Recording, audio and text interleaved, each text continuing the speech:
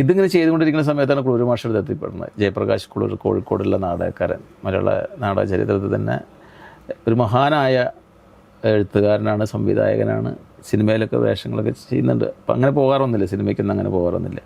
അദ്ദേഹത്തിൻ്റെ അടുത്ത് അവിടെ എത്തിപ്പെട്ടതിന് ശേഷമാണ് ഈ കോമഡിയിൽ നിന്ന് വിട്ടിട്ട് സീരിയസ് ആയിട്ടുള്ള നാടകങ്ങളിലേക്ക് വന്നത്. അപ്പോൾ അത് ചെയ്ത സമയത്ത് എനിക്ക് കോമഡി എന്നിട്ടും ഉള്ളിൽ നിന്ന് പോകുന്നില്ല. അങ്ങനെയൊക്കെയുള്ള സമയത്താണ് ഞാൻ ഈ കോമഡി ഫെസ്റ്റിവൽ എന്നൊരു ഷോ ഉണ്ടായിരുന്നു മഴവിൽ മനോരമയിൽ, അതിലൊക്കെ പോയിണ്ടായിരുന്നു.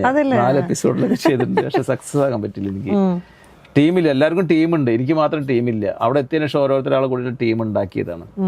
അപ്പോൾ മറ്റുള്ളവരൊക്കെ തന്നെ ഒരുപാട് ചെയ്ത സ്കിറ്റുകൾ തന്നെ അവിടെ ചെയ്യാൻ പറ്റും, പക്ഷെ നമുക്കത് പറ്റുന്നില്ല. അപ്പം അതുകൊണ്ട് പിടിച്ചു നിൽക്കാനൊന്നും പറ്റിയിട്ടില്ല.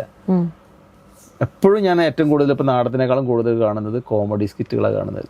ടി വിയിലുള്ള എല്ലാ ചാനലും കോമഡി സ്കിറ്റുകളും ഞാൻ കാണിക്കും, ഭയങ്കര ഇഷ്ടമാണ്.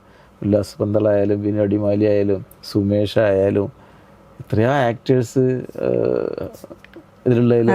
മിമിക്രി അപ്പം അങ്ങനെയാണെങ്കിൽ മിമിക്രി ഇല്ല, പക്ഷെ കോമഡി സീൻസൊക്കെ സ്കിറ്റുകളൊക്കെ ഉണ്ടാക്കിയിട്ട് അങ്ങനെ ചെയ്യും.